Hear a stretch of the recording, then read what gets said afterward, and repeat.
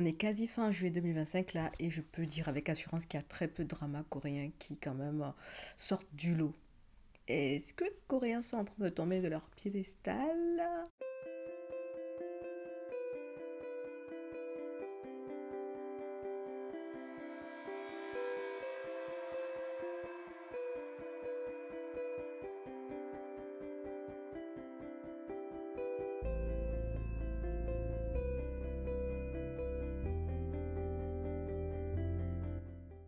Hello, moi c'est Diane et bienvenue sur cette chaîne où j'aime parler de dramas asiatiques, de livres et de trucs que je trouve fun en général.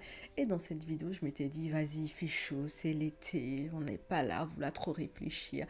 Allons sur des sujets chill et tout ça. Voilà, des trucs pas prises de tête. On va essayer de parler de manière chill de sujets divers.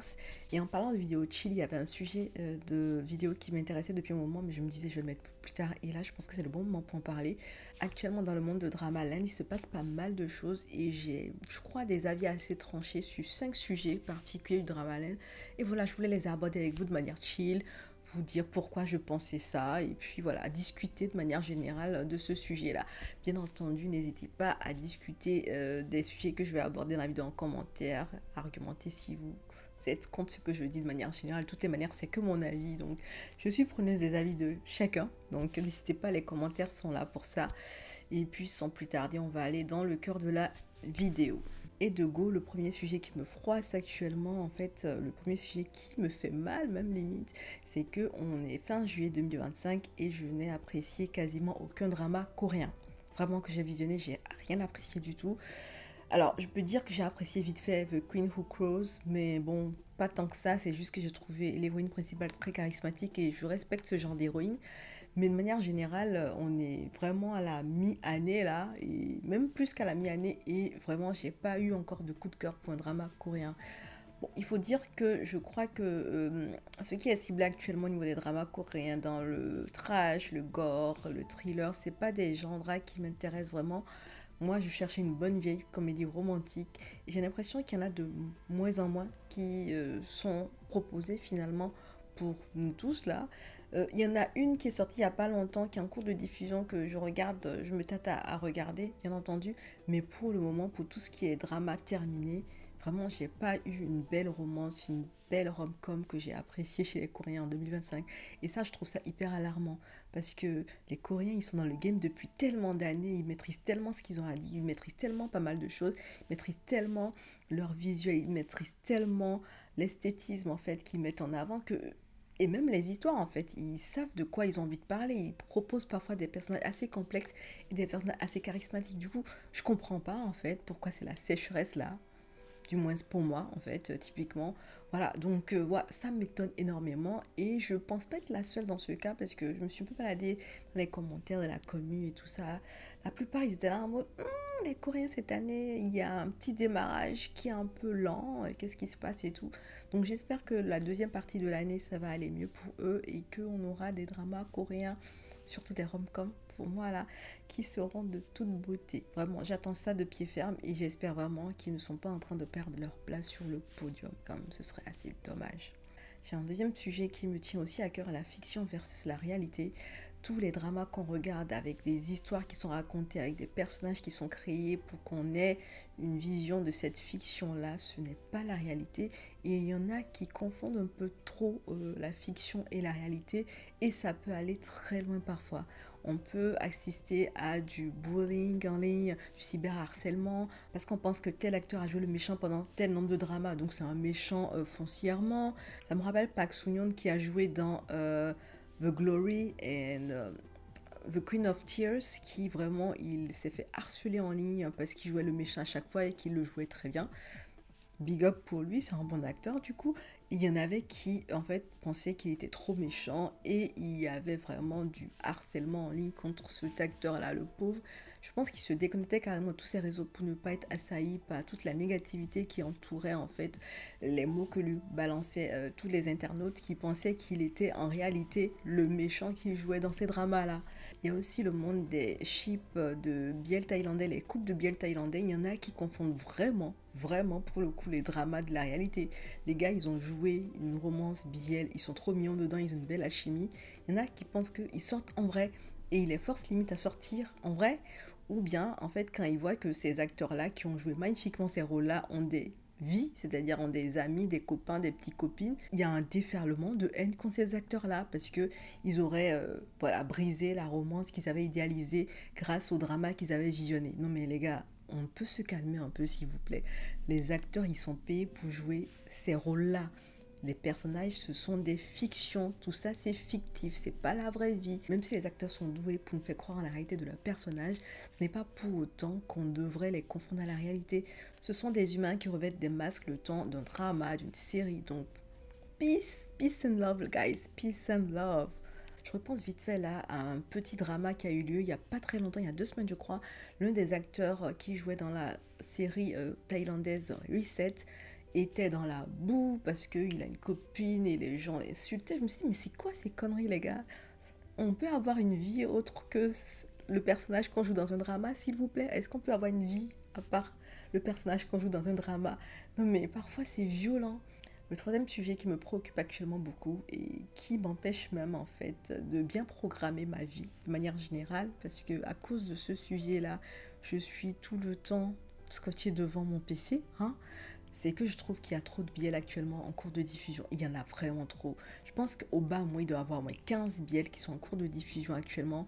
On est mi-juillet, il y a au moins 15 biels qui sont en cours de diffusion, les gars. 15 biels en même temps. À quel moment est-ce que l'on peut trouver le temps de regarder tout ça? À quel moment est-ce que pour une personne lambda qui doit aller travailler, qui a des journées assez longues, va trouver le temps de caser tous ces dramas-là en fin de journée? Mais à quel moment, les gars? Ça fait trop. C'est vrai que j'aime bien les biels thaïlandais, les biels japonais, les romances chinois. Enfin, même que les Chinois, maintenant, ils font des biels. Bref, il y a tout ça que j'aime beaucoup, certes, mais quand même, trop, c'est trop, les gars. Trop, c'est trop. Ils ont tout concentré là. Et honnêtement, je n'arrive pas à m'en sortir personnellement. Et je trouve que c'est dommage parce que quand il y a autant de choses qui sortent en même temps, on est obligé de prioriser des œuvres par rapport à d'autres. Et on peut ne pas donner sa chance à une œuvre qui aurait pu être intéressante, je trouve. Au bas mot, je vous dis 15 ans, mais attendez, il y en a plein là que je vais vous citer parce que voilà, même moi, j'en reviens pas. Je vais vous dire ce qui passe actuellement. Je suis en train de regarder là parce qu'il y a mon PC, mais honnêtement, je suis tellement choquée par tout ce qui se passe en même temps là actuellement. Alors, qu'est-ce qui se passe actuellement? On a Abo Desire the série. Ça, c'est quelque chose que j'ai envie de regarder foncièrement parce que j'ai envie de comprendre le Omegaverse et tout ça, compagnie. J'ai jamais compris ça, malgré le fait que j'ai vu Pit Babe l'année dernière. Mais je pense que Pit Babe, ils n'ont pas vraiment expliqué, ils n'ont pas essayé d'expliquer. Ils ont juste mis en avant Biel dans un milieu automobile, course automobile, c'est tout. Il y a Revenge Love, qui est un Biel chinois. C'est une reprise de Counter Attack pour ceux qui l'ont vu, je pense, il y a des années, tout ça. Il y a Pit Babe la saison 2. Il y a... Attendez, il y a quoi d'autre? Il y a The Next Prince que je regarde qui est bien. Il y a The Bangkok Boys. Il y a... Oh là là, il y a quoi? Il y a My Sweetheart Chum. Il y a Knockout. Il y a 10 Things I Want to Do Before I Turn 40. Il y a Memoir of Rati. Je comprends pas pourquoi ces deux acteurs-là sont en train de jouer dans Memoir of Rati. Parce qu'ils sautent d'un contemporain direct à un historique, bref, voilà. Il y a The Promise of the Soul, il y a Depth of Fear, il y a I Became the Man Role of a BL Drama saison 2, il y a... Attendez, il y a quoi d'autre? Attendez. Il y a plein de trucs, hein.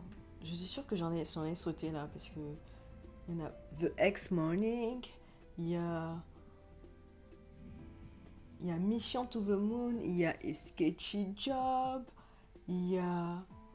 Stand by my side, After the Rain, il y a Wrong Number. Je suis en train de vous citer juste. Il y a Sonity, il y a I Promise I Will Come Back, il y a Masterbot qui s'est terminé il n'y a pas longtemps, il y a Boys in Love, il y a Season of Love in Shimane. Enfin, en fait, il y a trop de biels actuellement et on n'arrive pas à se concentrer sur tous les biels en même temps. Il faut prioriser et c'est dommage. Des biels vont passer à la trappe.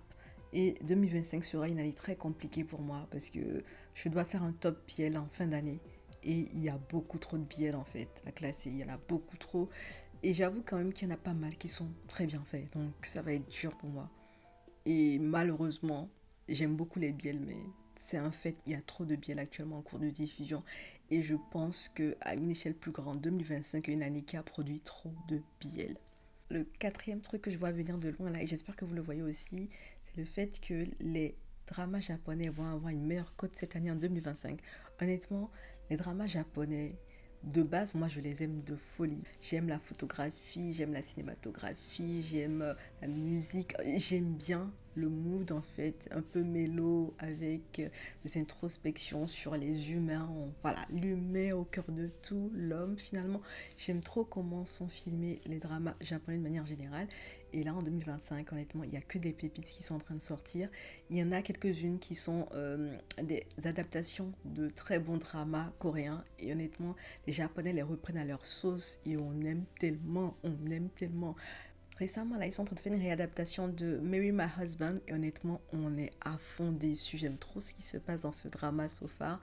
Pourtant, j'ai vu la version coréenne, mais je trouve que la version japonaise ramène un truc en plus, vraiment. Même si vous avez vu l'histoire coréenne, vous aurez envie de voir la version japonaise aller au bout, même si vous connaissez la fin. Mais c'est la manière dont les codes sont revisités, la manière dont les émotions sont montrées, la manière dont les scènes sont tournées.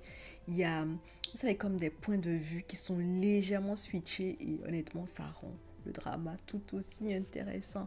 Et je pense qu'en début d'année, ils avaient déjà fait une réadaptation aussi d'un drama coréen que j'avais beaucoup aimé, Nevertheless. Et honnêtement, les dramas japonais, ils sont en train de monter de ouf. Je pense que d'ici la fin de cette année 2025, beaucoup plus de personnes vont être attirées vers les dramas japonais et j'ai hâte de voir ce monde-là. Voilà. Alors, le dernier point, c'est un avis un peu tranché, mais j'ai tendance à dire qu'avant c'était mieux, dans le sens où je trouvais que les dramas coréens d'avant étaient de meilleure qualité par rapport à ce qui est produit maintenant. Déjà, je trouve que les sujets étaient plus profonds la plupart du temps. Il y avait vraiment de vrais enjeux. Il y avait des sujets de société qui étaient avancés. Il y avait des acteurs qui prenaient vraiment le temps de parfaire leur game. Il y avait des acteurs qui étaient là, s'entraîner. Il y avait du bon jeu d'acteurs. Et là, de nos jours, j'ai plus l'impression, c'est pas que les sujets sont creux, hein. Il y a quelques dramas qui ont des sujets qui sont intéressants, mais c'est juste que je trouve que c'est de plus en plus léger, finalement. Les acteurs, en général, c'est les mêmes qui reviennent systématiquement. On tombe toujours sur les mêmes personnes. Tout ça, c'est parce que les maisons de production, elles ont besoin d'être assurées que le drama sera vu, qu'il y aura un audimat derrière. Donc, elles vont miser sur des personnes qui sont assez populaires, sur des acteurs qui ont déjà montré qu'ils ramenaient de l'audience. Et ça donne peu de chance, en fait, à des acteurs qui débutent dans le game et qui vont peut-être ramener quelque chose de nouveau, en fait, par rapport à ce qu'on a l'habitude de voir. Donc, moi, je pense qu'il y a un mélange un peu bizarre qui se passe actuellement au niveau de Dramaland où chez les Coréens, je trouve que c'est en train de... Voilà, j'ai toujours aimé les dramas coréens. Et là, je suis un peu déçue par rapport à beaucoup de choses parce que je pense que ils ont tellement l'habitude, en fait, de nous proposer des dramas de bonne qualité qu'on a... Vous savez, on a certaines attentes par rapport à des dramas coréens. Je pense qu'on met la barre un peu plus haute que la plupart des autres dramas finalement parce qu'ils sont là dans le game depuis des années, ils ont prouvé qu'ils peuvent faire du bon, du très bon, de l'excellent. Du coup, parfois, je pense que sans le savoir, on met un peu la barre un peu haute et vous savez, l'équipe de réalisation, les productions, les écrivains de scénarios, pour nous choquer, pour nous en donner plus, pour nous en mettre plein la vue, ils vont aller sur des facilités scénaristiques bizarres et ils vont surtout nous balancer à la face parfois du trash, du gore, de la nudité, enfin ils vont essayer de choquer pour choquer et c'est ça que je trouve dommage en fait. Il y a de moins en moins d'acteurs matures qui sont mis en avant dans les dramas, il y a de moins en moins de dramas qui vont aborder des problématiques matures et ça je trouve ça dommage quand même, vraiment. Voilà, je suis un peu déçue par rapport à ça et j'ai tendance à dire c'était mieux avant. Même les dramas japonais, pour moi c'était mieux avant, tout était mieux avant. C'est vrai qu'il faut vivre avec son air, il faut que j'arrête de faire la dinosaure, celle qui ne veut pas avancer avec le temps et tout ça, mais c'est juste que quand on compare à il y a 10 ou 15 ans, on essaie de ramer sur la réussite, mais on n'est plus aussi bon qu'avant. Enfin, c'est bizarre, c'est un peu bizarre pour moi. C'est très très bizarre pour moi et je sens que sur ce point-là, je me fais taper dessus dans les commentaires, c'est sûr. Mais bon, de manière générale, même la musique, je me dis c'était mieux avant. Hein. Donc voilà, j'ai tendance à dire ça de manière générale pour tout. Donc faut pas le prendre personnellement, c'est juste mon humble avis. Donc voilà, j'ai envie de partager quelques éléments comme ça que je pensais de Dramaland actuellement. Je me suis dit ça allait ouvrir en fait des discussions dans les commentaires. Donc n'hésitez pas. J'ai fini cette vidéo. On se dit à bientôt dans une prochaine vidéo et en attendant, prenez soin de vous. Allez, ciao.